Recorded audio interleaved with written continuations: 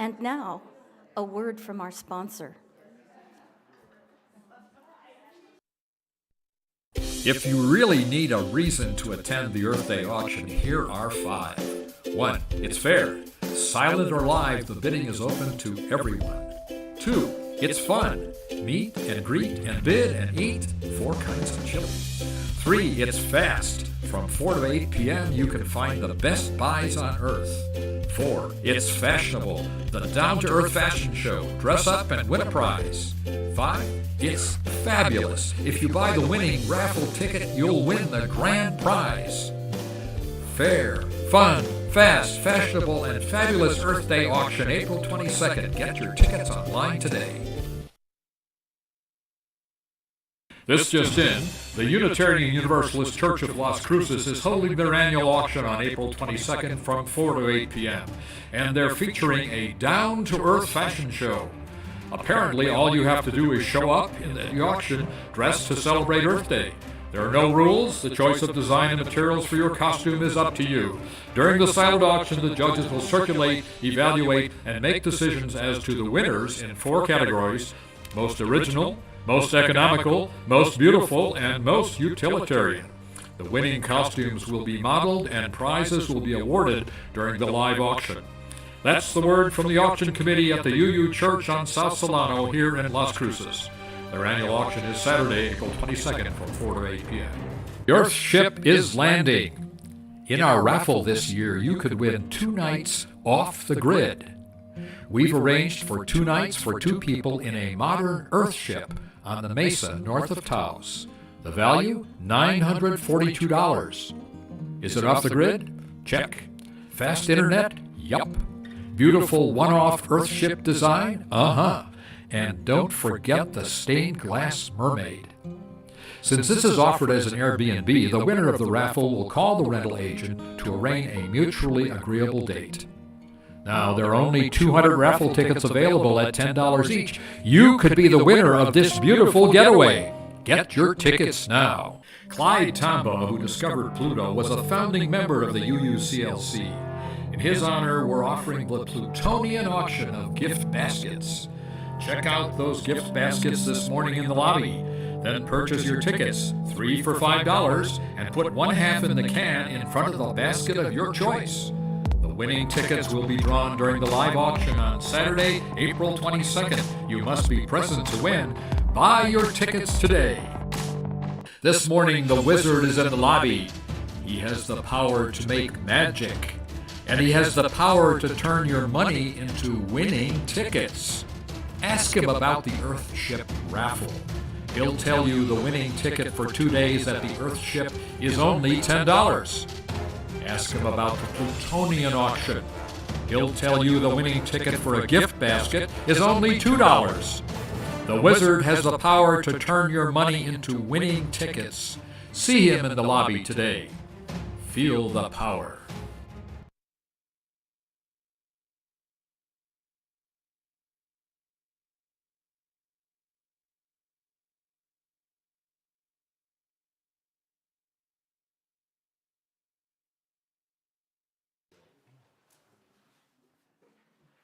Okay, time for some other announcements. The auction donations are due today, if you've donated items.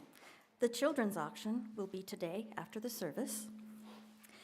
And Wednesday, April 19th, Emma's Revolution will be here to perform another concert for us.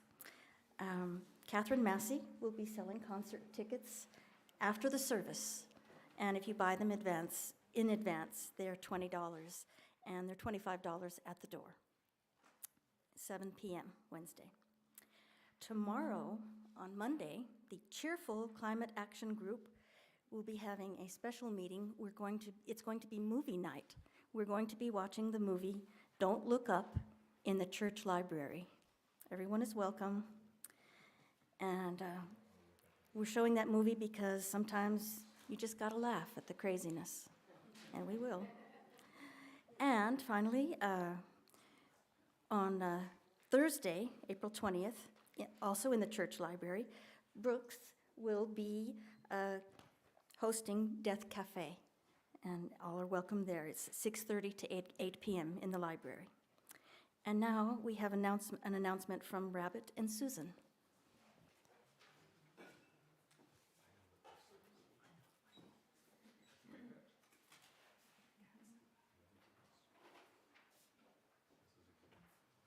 I won't even try good morning, church, but, but good morning.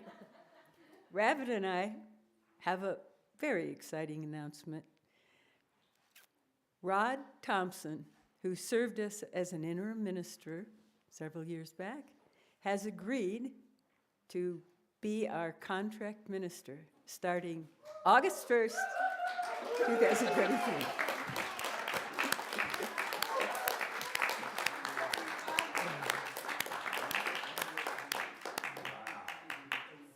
I want to recognize two things, and then I'm going to let Rabbit do it better. And that is, the work of the search team was absolutely fantastic. They stayed on task, they met deadlines. It was amazing, and they're such a great group. We were so lucky, and she'll recognize all of them. But Rabbit, as the co-chair, and Jack Welch as the other co-chair, really kept things moving. It was fantastic. And the other thing the other part of this that I wanted to thank is that Hale Huber and Pamela Daves, plus Rabbit and Katie Fitzgerald, who is at the moment enjoying some time away from us, but she'll be back.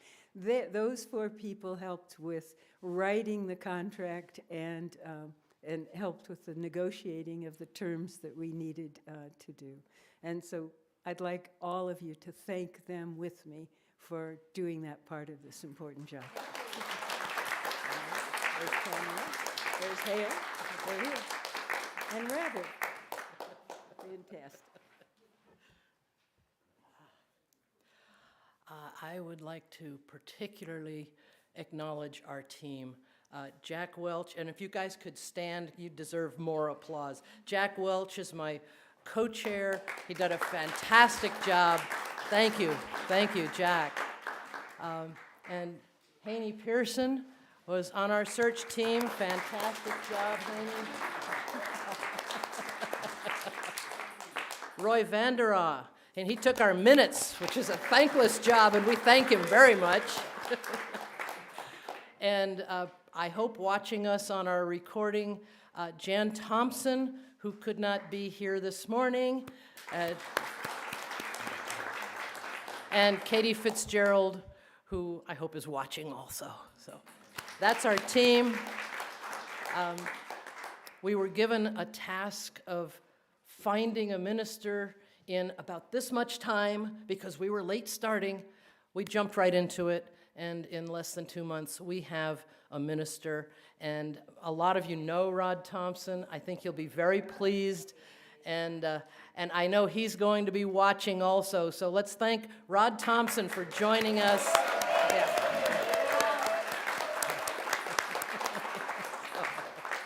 And thank you, church, for welcoming our new minister.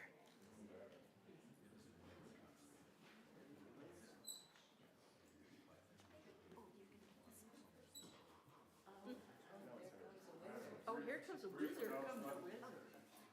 The Wiz is here after a few years of not being here. And I called Rod and said, the Wiz wants you, and he said, I agree. So I'll have tickets available for the baskets after the church service. So come buy your tickets and select your basket. Yay.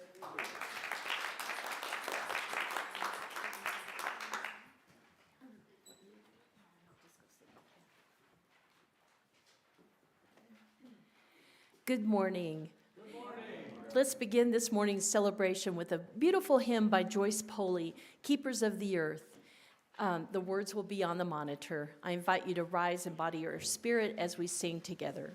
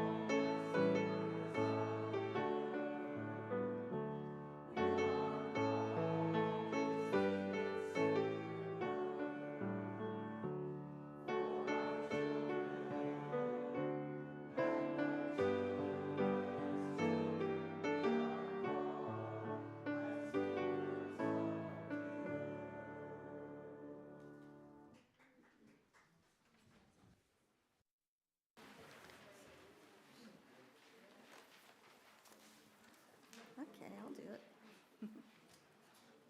Buenos días, iglesia.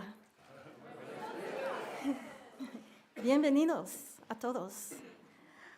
Welcome, everyone, to the Unitarian Universalist Church of Las Cruces. We welcome those of you who are in our sanctuary this morning, especially the children, and those who are joining us via streaming technology. I'm Kathy Cox, your service associate today. Our service leaders are Brooks Lewis and James Caulfield. Our director of music is Catherine Massey, and she is joined by the UUCLC choir. Assisting us are Elwin Nunn on camera, and Claire Wallace on audio, and Mike Yatzko with streaming on YouTube. Our greeters today are Mary Whittemore, Lisa Peterson, and Donna Ratz. Hospitality is offered today by the Multicultural Group. We're all delighted to be with you today. Unitarian Universalism has no creed or dogma. We are a covenant-based church, meaning that we agree to live in relationship with each other according to the Unitarian Universalist principles and our congregation's covenant of right relations. We embrace diversity in all its forms. Everyone is welcome. You can learn more about our church at our website, uuchurchlc.org. If you're visiting us today, we'd like to meet you.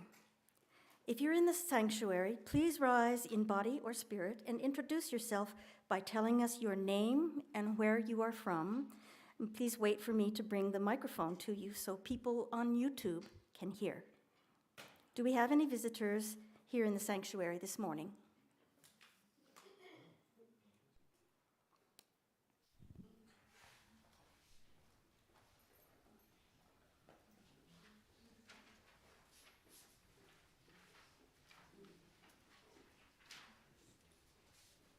Hi, my name is Dee Davis. I am from Las Cruces.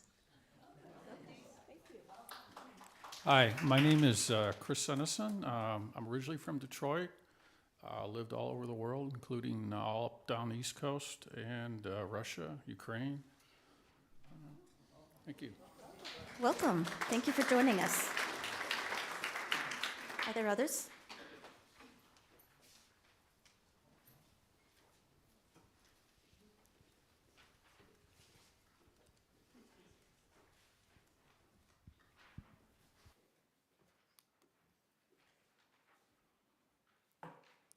Thank you. We're very pleased that you have joined us today for our service. Please fill out a visitor's card in the lobby and place it in the basket during the offertory, or leave it with a greeter so we can invite you to other services and activities at the church. If you are a shy visitor but are curious about our church, please feel free to also fill out a visitor card, and you'll receive the same invitations if you leave us your contact information, email, phone number. Whatever you like. And please join us after the service for coffee and conversation outside the RE building, just down the breezeway.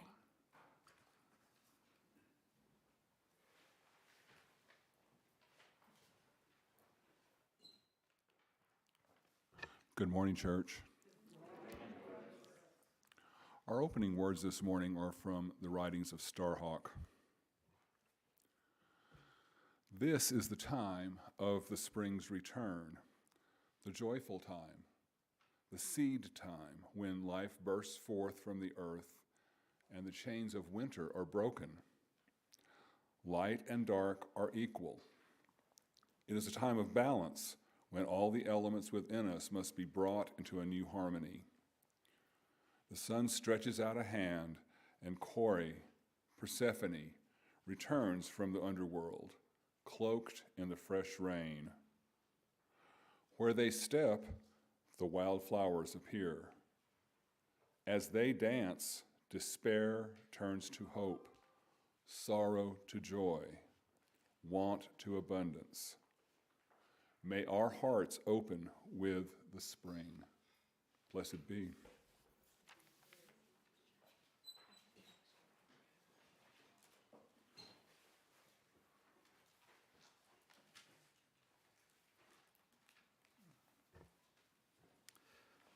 Our Our chalice lighting words today, excuse me, come from Joanna Macy and Chris Johnstone, a book called Active Hope, where they quote the Mohawk invocation given before meetings. Today we have gathered and we see that the cycles of life continue.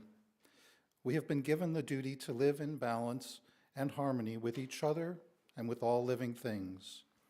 So now we bring our minds together as one, and we give greetings and thanks to each other, and now our minds are one.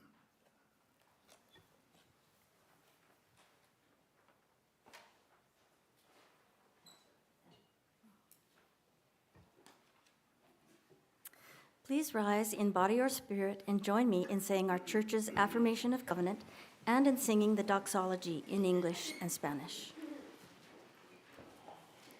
Love is the doctrine of this church. The quest of truth is our sacrament, and service is our prayer. To dwell together in peace, to seek knowledge in freedom, to serve others in community, to the end that all souls shall grow into harmony. Thus do we covenant with one another.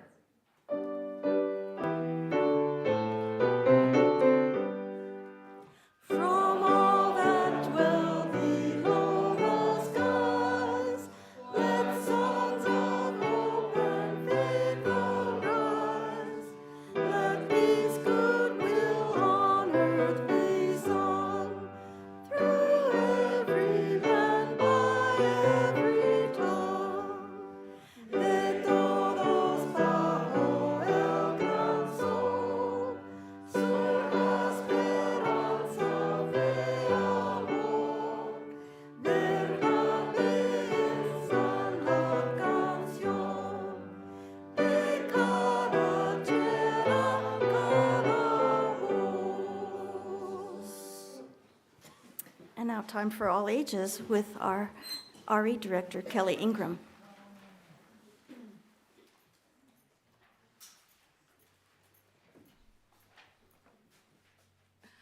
Good morning, church.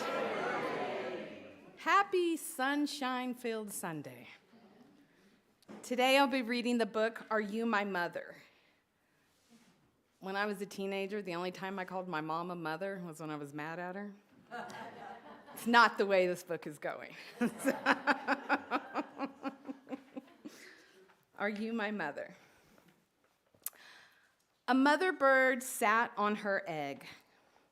The egg jumped. "Oh, oh," said the mother bird, "my baby will be here. He will want to eat." "I must get something for my baby bird to eat," she said. "I will be back." So away she went. The egg jumped, it jumped, and jumped. Out came a baby bird. "Where is my mother?" he said. He looked for her. He looked up. He did not see her. He looked down. He did not see her. "I will go and look for her," he said. So away he went. Down out of the tree he went. Down, down, down. It was a long ways down. The baby bird could not fly. He could not fly, but he could walk. "Now I will go and find my mother," he said. He did not know what his mother looked like. He went right by her. He did not see her. He came to a kitten. "Are you my mother?" he said to the kitten. The kitten just looked and looked. It did not say a thing. The kitten was not his mother, so he went on. Then he came to a hen. "Are you my mother?" he said to the hen. "No," said the hen. The kitten was not his mother. The hen was not his mother. So the baby bird went on. I have to find my mother, he said. But where? Where is she? Where could she be? Then he came to a dog. Are you my mother? He said to the dog. I am not your mother. I am a dog, said the dog. The kitten was not his mother. The hen was not his mother. The dog was not his mother. So the baby bird went on. Now he came to a cow. Are you my mother? He said to the cow. How could I be your mother? Said the cow. I am a cow. The kitten and the hen were not his mother. The dog and the cow were not his mother. Did he have a mother? I did have a mother, said the baby bird. I know I did. I have to find her. I will. I will. Now the baby bird did not walk. He ran. Then he saw a car. Could that old thing be his mother? No, it could not. The baby bird did not stop. He ran on and on. Now he looked way, way down. He saw a boat. There she is, said the baby bird. He called out to the boat, but the boat did not stop. The boat went on. He looked way, way up. He saw a big plane. Here I am, mother, he called out. But the plane did not stop. The plane went on. Just then, the baby bird saw a big thing. This must be his mother. There she is, he said. This is my mother. He ran right up to it. Mother, mother, I am here, mother, he said to the big thing. But the big thing just said, snort. Oh, you are not my mother, said the baby bird. You are a snort. I have to get out of here. Snort. But the baby bird could not get away. The snort went up. It went way, way up. And up went the baby bird. But now, where was the snort going? Oh, oh, oh, what is this snort going to do to me? Get me out of here. Just then, the snort came to a stop. Where am I? Said the baby bird. I want to go home.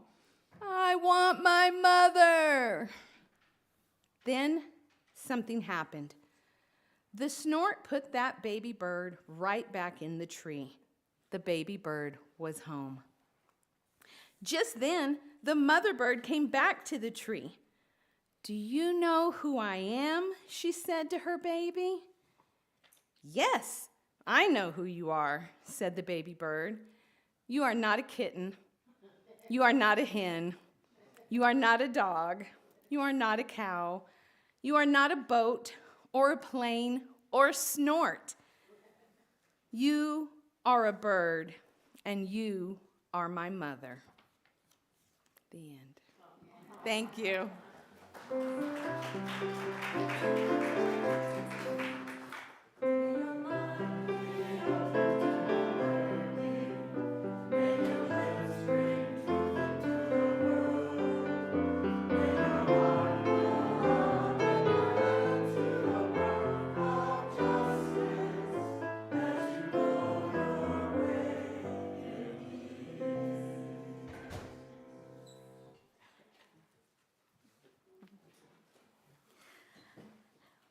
One of the ways we express our care for one another is through the sharing. Oh, sorry.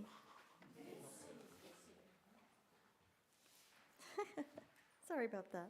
Yeah, please join in singing our opening hymn, number 38, Morning Has Broken. rise in body or spirit and join us with morning and prayer.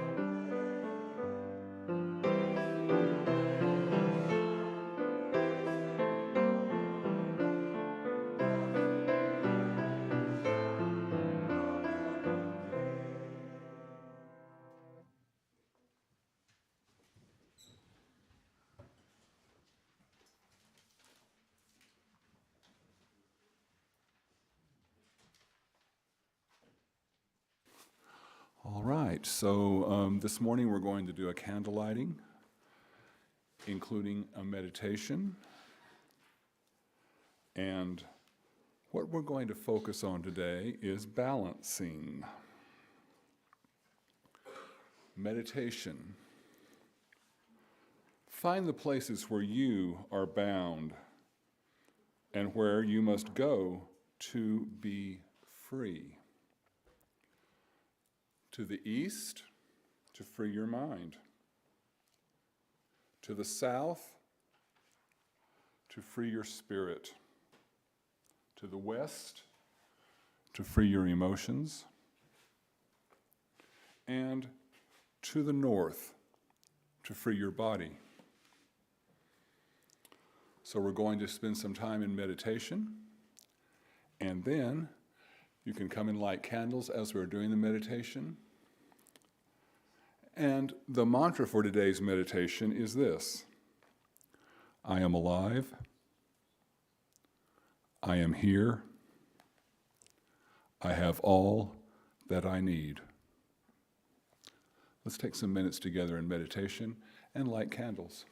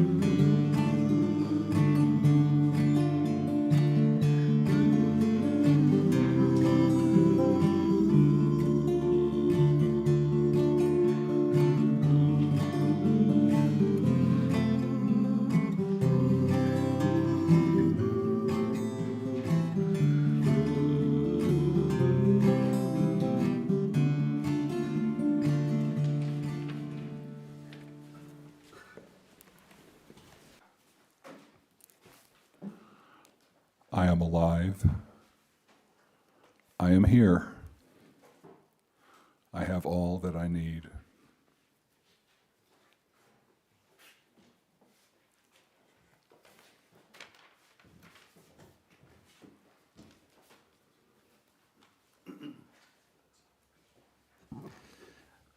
The reading is actually a little blessing that comes also from Joanna Macy, and it's about widening our circles.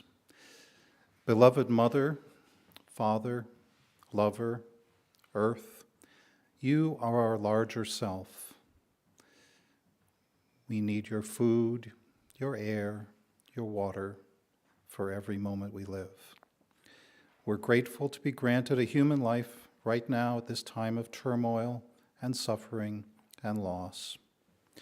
We're grateful to be given a human identity and a human voice so we can take part in human councils. And help us, Earth, to be ever more fully aware of the blessings of being part of your intelligence. May it be so.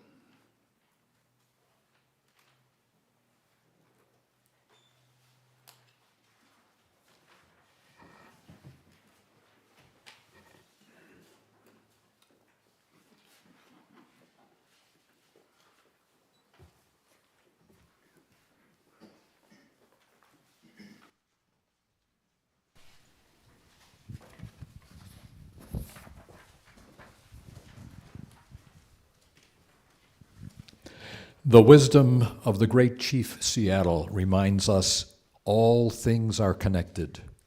Whatever befalls the earth befalls the children of the earth.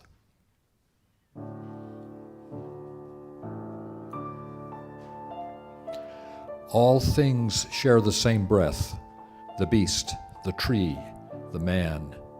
We all share the spirit with all life it supports. We do not weave the web of life, we are merely a strand in it. Whatever we do to the web, we do to ourselves. This we know.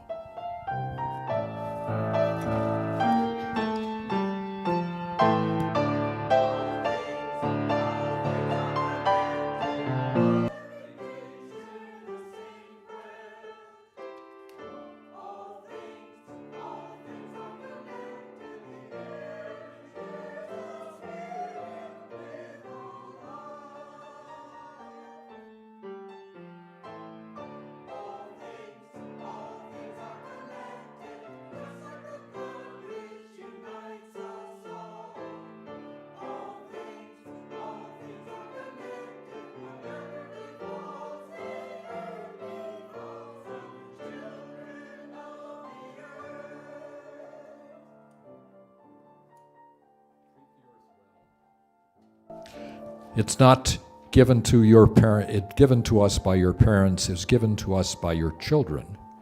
We do not inherit the earth from our ancestors, we borrow it from our children.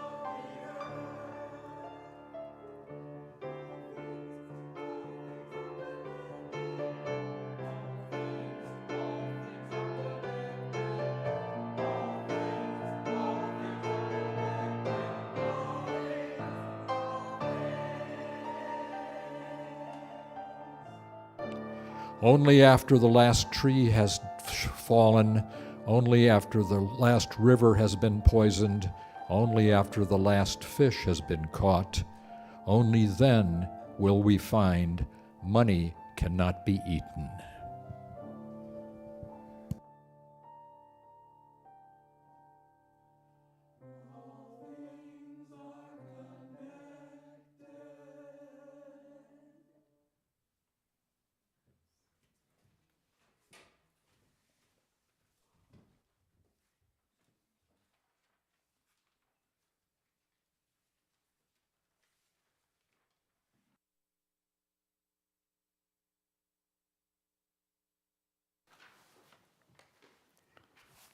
Hello, it's me again.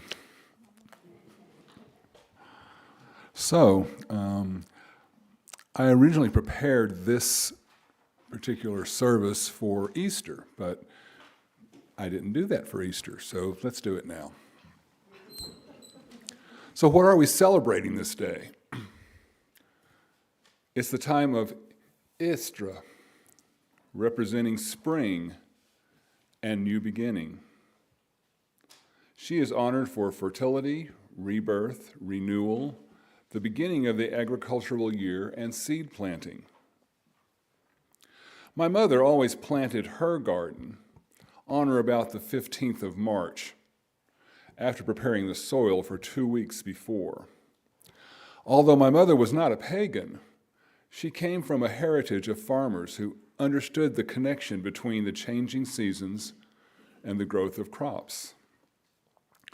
So we are celebrating Istra, goddess of the dawn, of the east, where the light of each new day appears, the promise of rebirth.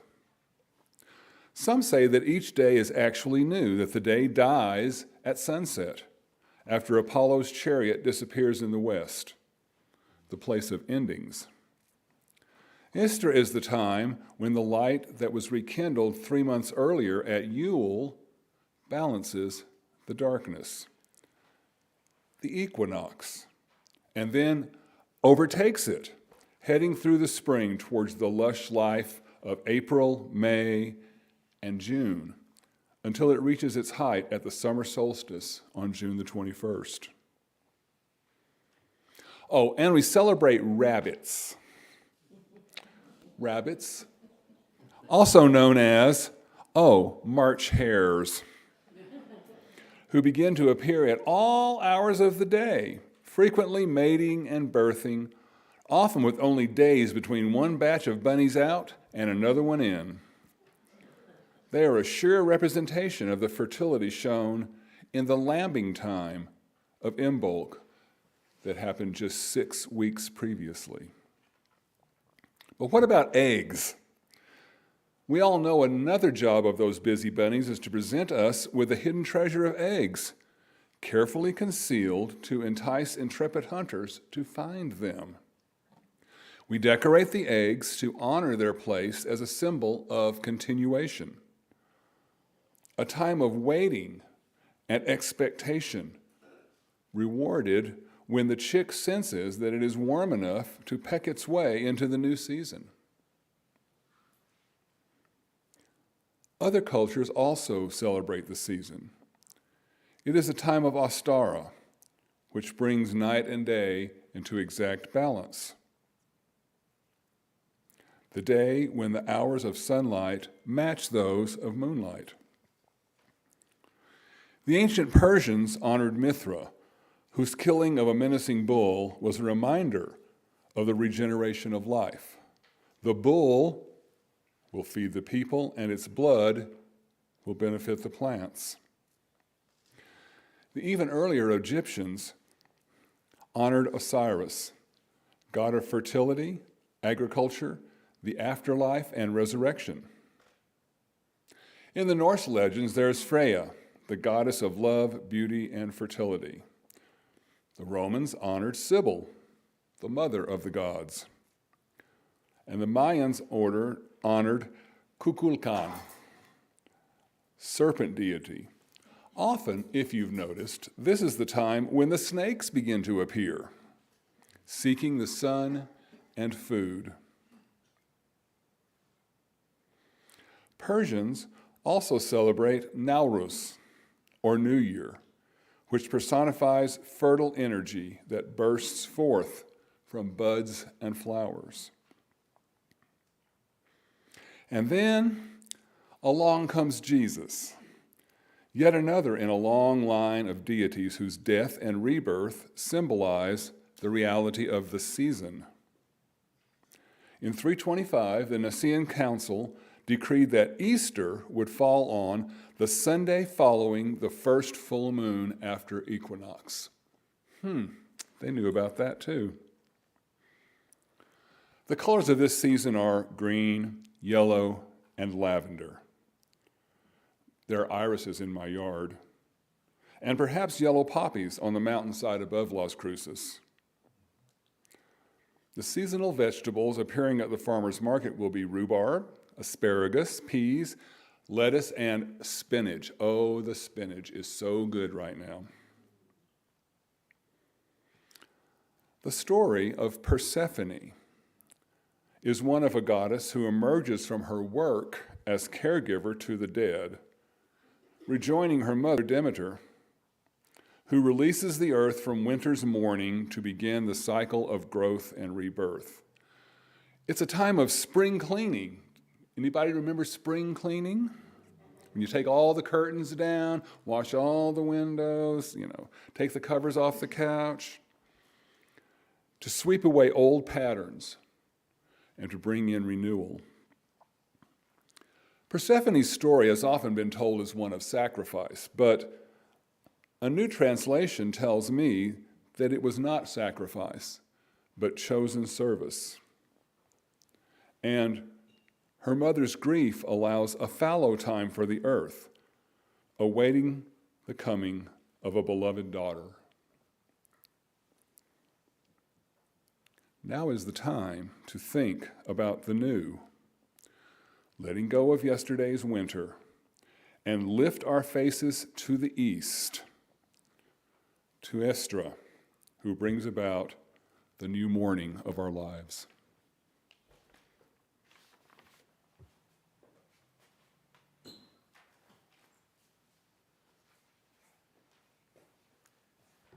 It's a double feature sermon today. I called up my mom last night, and she said when she was a child, they had a joke.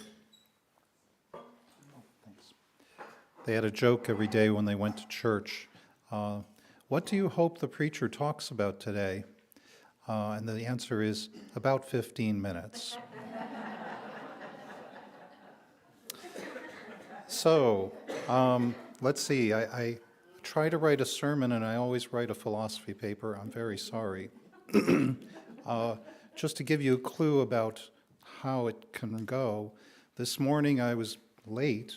Part of the problem was, very sorry about that, folks, was that I was trying to figure out whether to wear a beautiful tie or a true tie.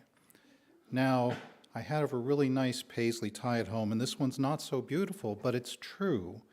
This is a climate stripe tie, and it shows the cooler going into, then here are so basically it shows you the change of the climate that's been going on.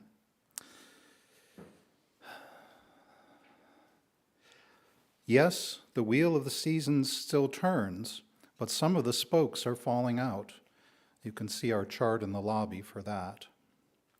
There's also bad news about our state's progress toward curbing climate change. Very few bills were passed, and the Sierra Club reports that all remaining significant legislation was vetoed by the governor. The news is depressing. A few months back, I turned to a book by Joanna Macy. We heard me read two things from her already. The book is Active Hope. It's something of a manual for how to think rightly in this troubled time. There's really great stuff in there. There's an exercise that grounds us in gratitude and then asks us to move forward from there. I found it harder to complete some of the other exercises. For instance, one where you channel the thought of a future descendant who then gives me advice. In another exercise, I'm told to speak in the voice of a river or a tree and tell of the changing world from that perspective. And then there is the prophecy, the ancient prophecy of the Shambhala warriors. Hold up a second there.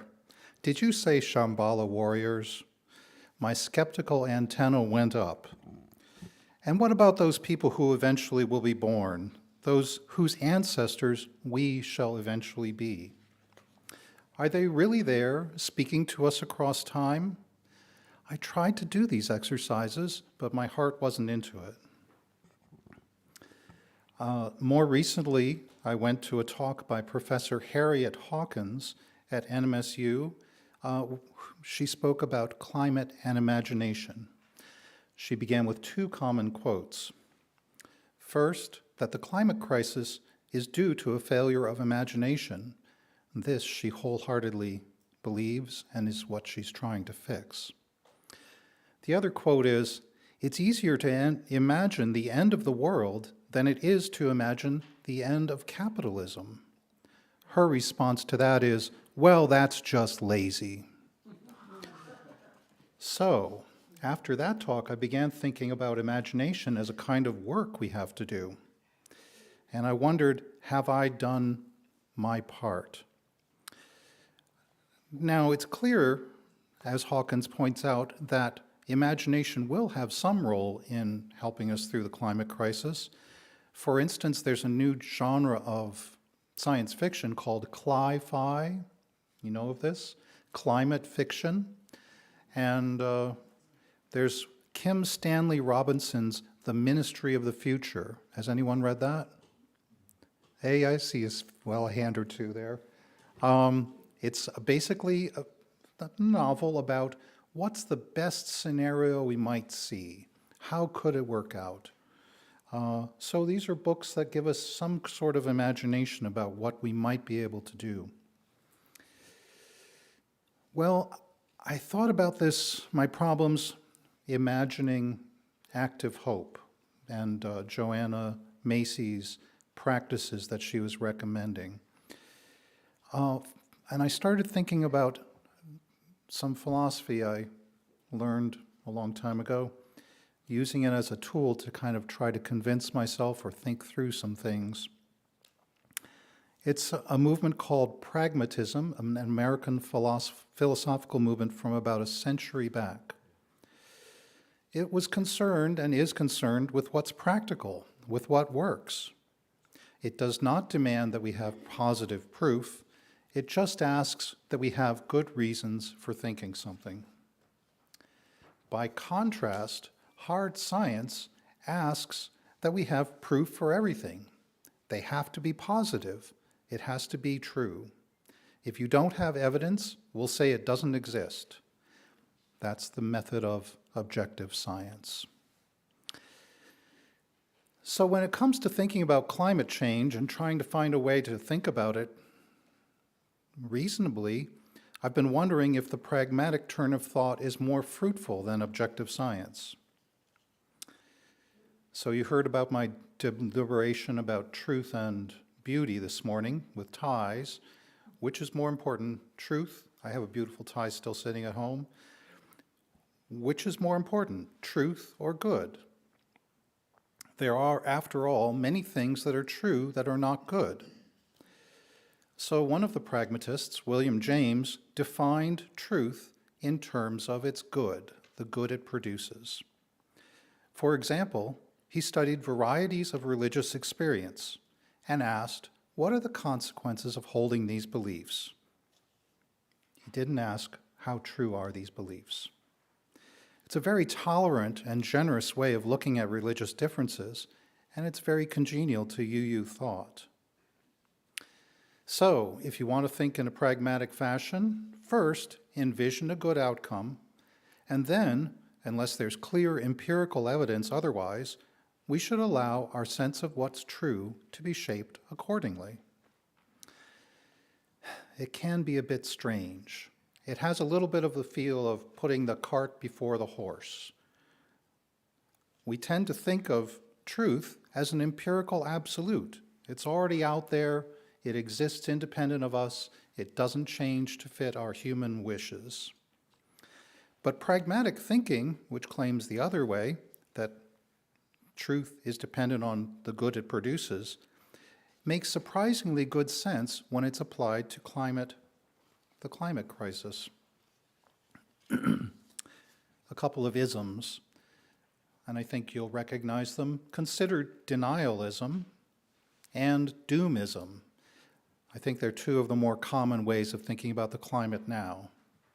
And pragmatism helps us a lot with this. Denialism says there's no problem, so we don't need to do anything. Doomism says that the problem is unsolvable, so again, we don't need to do anything.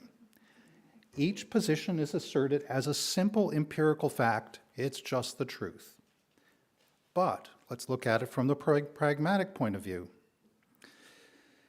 First, we think of the outcome we want, that the climate not change, that planetary systems not collapse, and then we evaluate these beliefs to see whether they help us reach those goals. Once we frame the question that way, it's obvious that denialism in no way contributes to the outcome that we desire. It says we should do nothing. The consequences of this belief are maladaptive, and so pragmatic thinking declares it to be false. Doomism receives the same evaluation, and for the same reasons. It tells us not to act, which is maladaptive, and so that belief is also false. If you think about it a little further, both denialism and doomism are absolutes. You're either no problem at all, or it's unfixable. But the temperature of the world and the awfulness of the outcomes is measured in degrees, both literally and figuratively. Now, the empirical evidence already rules out denialism. We know that the Earth has warmed. I wave my tie. Doomism says we can't do anything, but clearly we are able to do things to reduce the production of greenhouse gases. And every 1/10 of a degree matters. So we should promote Gesundheit.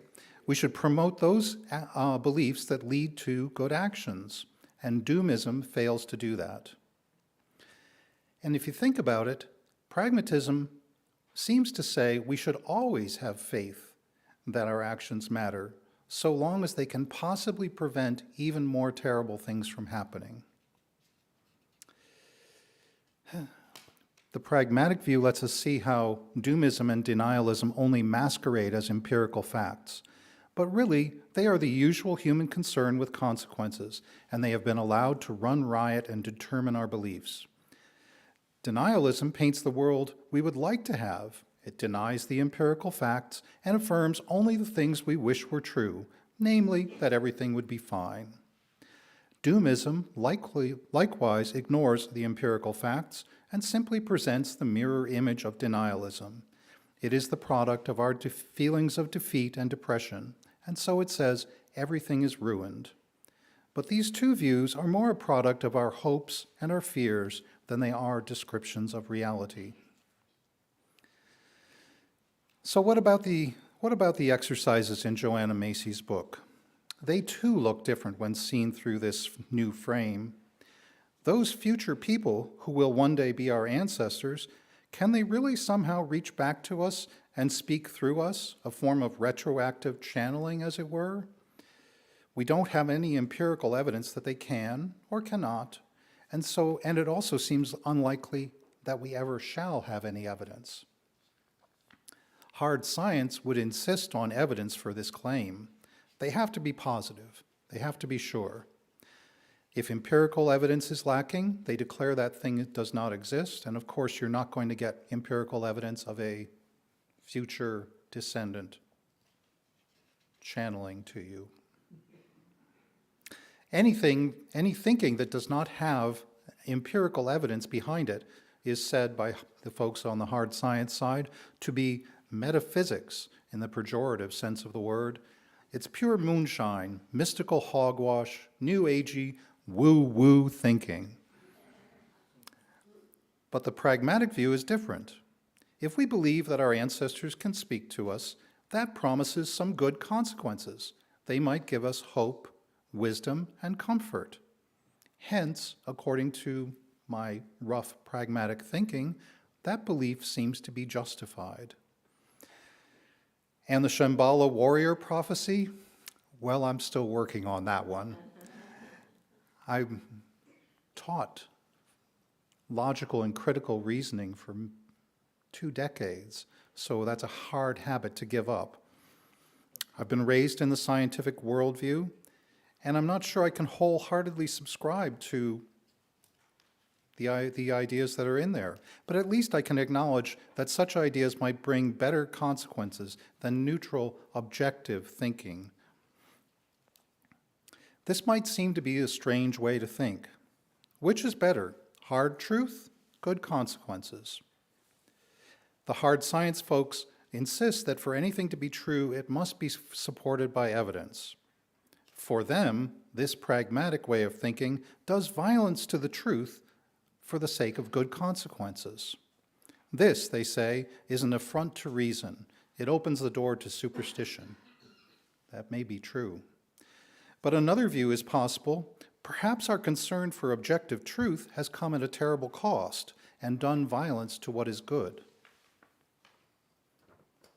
I mean, I'm just imagining things. I don't know if I'm right, but try the thought on for size. It does seem that objective science is somehow leading us toward consequences none of us want. Yes, the individual scientist does not allow her or his interest to determine the outcome of experiments, but the institutional forces decide what research gets funded, and we have to wonder about their priorities and their concern for desirable consequences which might contaminate objective science. I went to another talk in the NMSU climate change series. Professor Diana Liverman is a commissioner of the Earth for the UN and one of the authors of that chart out in our lobby. So she is one of the top scientists. Talking about plans to remove CO2 from the atmosphere on a gargantuan scale. That is what we're planning to do. She notes that we don't have that technology yet. The hope is, if we can clean up the pollution later, then it's okay to keep polluting now. Well, that would be great. Then we don't have to change so fast, then it won't be so disruptive. But Liverman says, no, this plan is not realistic. And this top scientist calls it magical thinking. A magical thinking that could have terrible consequences if it doesn't work out. So we have to ask, how did hard science produce magical thinking? And if I manage to channel my future descendant, she's likely to give me very practical advice, I think. Don't panic. Try to be reasonable. Do what you can. I think that's the kind of advice I would expect. If she's imaginary, it's not going to be a tragedy. Yet Liverman seems to be saying that our system, based on hard science, is in fact giving us impractical advice, magical thinking that bets everything on a technology that does not yet exist. So that's my rough portrayal of pragmatism. It shifts our focus toward achieving what we all desire, namely a successful resolution to the climate crisis, and it keeps us from getting bogged down in disputes about religious views. Let's fix the climate problems first. Then there's plenty of time to argue about religious worldviews. UUs talk about widening the circle, which is an admirable aspiration, an attempt to draw more people in and leave fewer out, and also to put nature within our circle, because we are, after all, dependent upon it, upon her.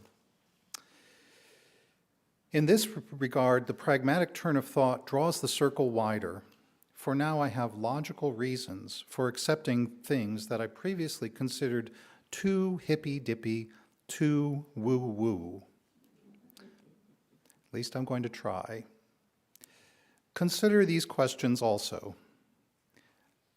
Should we talk about the climate crisis? Polite society may frown, but if we don't talk about it, that makes for terrible consequences. So, pragmatic thinking would say, of course we should talk about it. Should we keep up on climate news? That too can be a painful thing. But many people are telling the climate story as we knew it 5 or 10 years ago, and these outdated beliefs also contribute to bad consequences. So yes, we should keep up on climate news, says pragmatic thinking.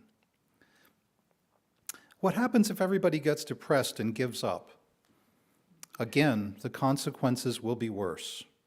That's exactly what we don't want, so therefore, parentheses, therefore question mark, therefore we shouldn't allow ourselves to get depressed about thinking about the climate. That's kind of odd reasoning, isn't it? Where I'm telling myself what I should be feeling.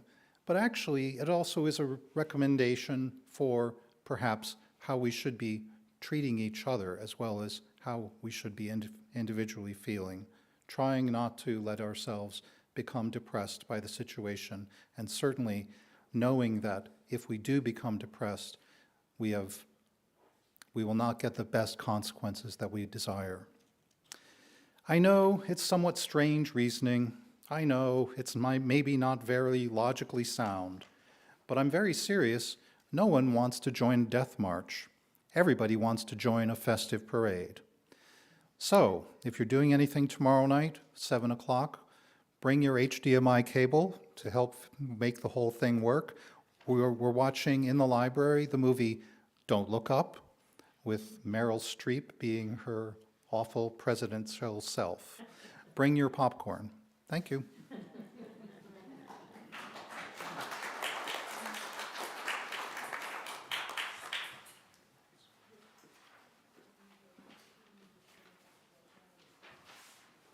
The operation and outreach of our church needs your input and your contributions.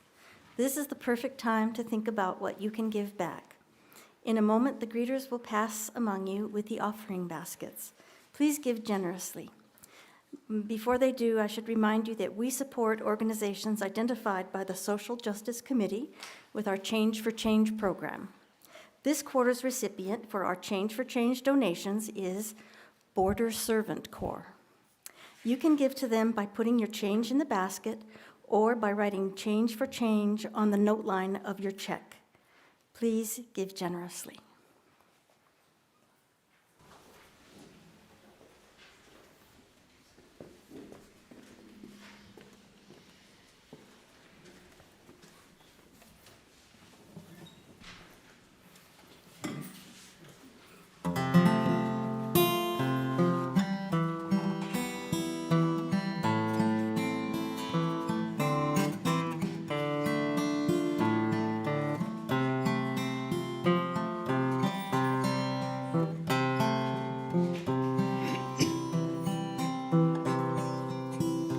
Oh, the summertime is coming, and the leaves are sweetly blooming, and the wild mountain thyme grows around the blooming heather.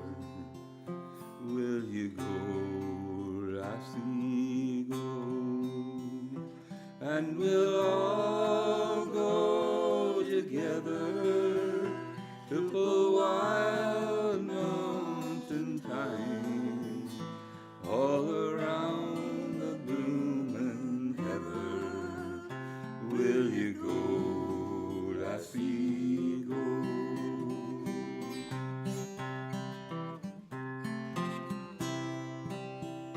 I will build my love a bower by yon pure crystal fountain, and through it I will weave all the flowers of the mountain. Will you go, lassie, go?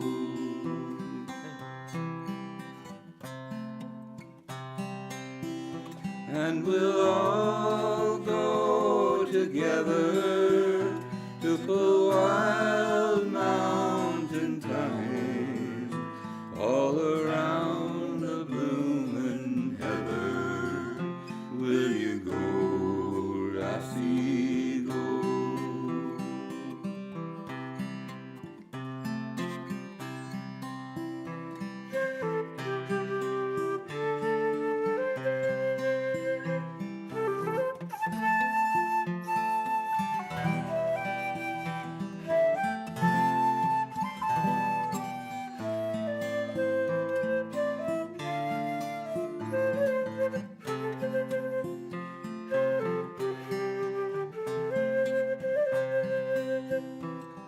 my true love, she were gone, then I'd surely find another where the wild mountain thyme grows among the blooming heather.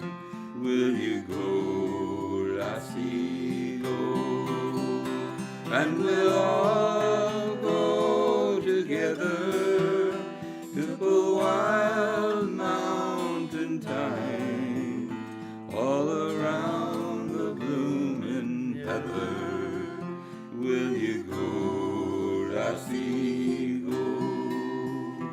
Will you go, lassie, go?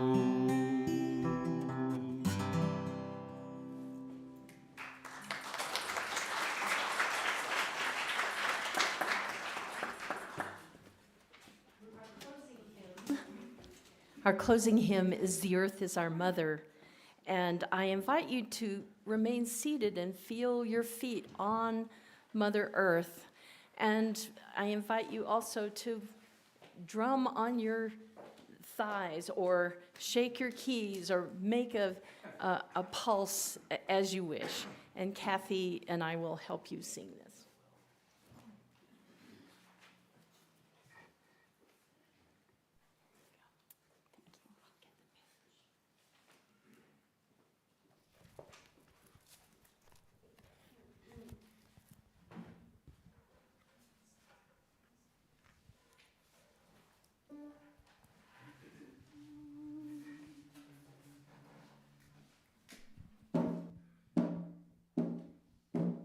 Earth is our mother, we must take care of her. The earth is our mother, we must take care of her. Hey, younga, ho, younga, hey, young, young.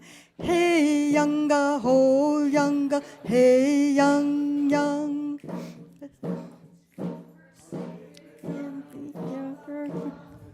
With every step we take, her sacred ground we walk upon. With every step we take, hey, younga, ho, younga, hey, young, young.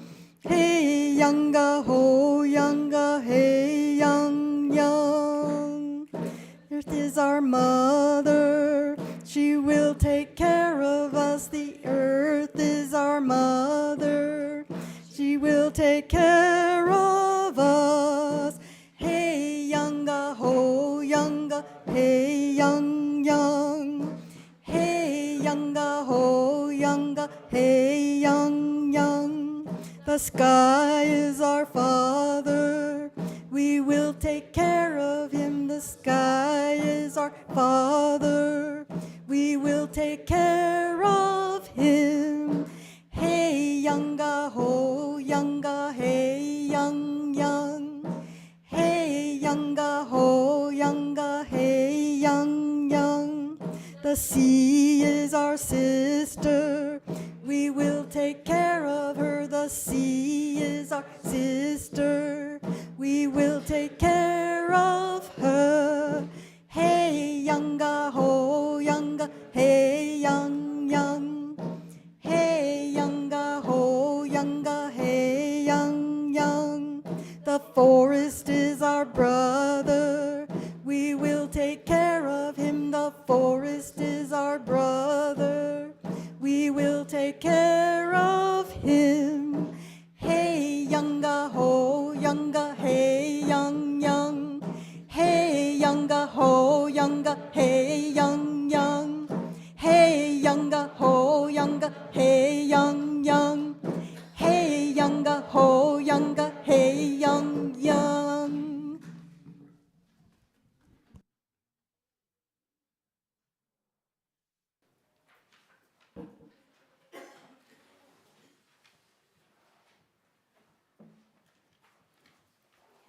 We have a chant with the congregation. Yes.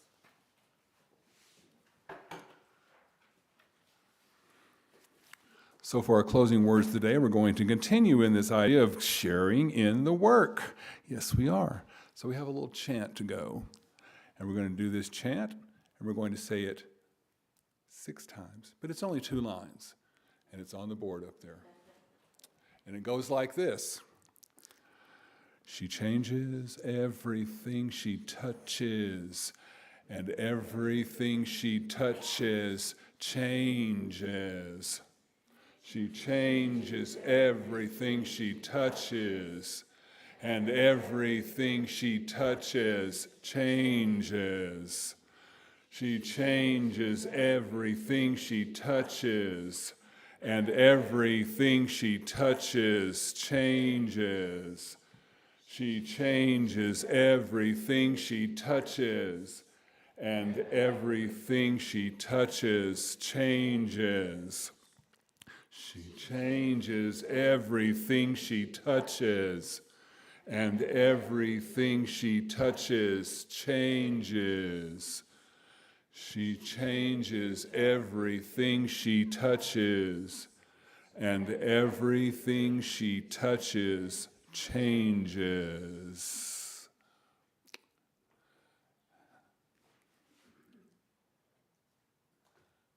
And now, please join us.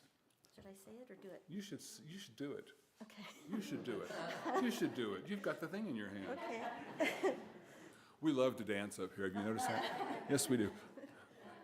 Would you join me in the words for extinguishing the flames? We extinguish this flame, but not the whole warmth of our unity. These we hold in our hearts until we are together again. And now our wizard. Turn around, wizard.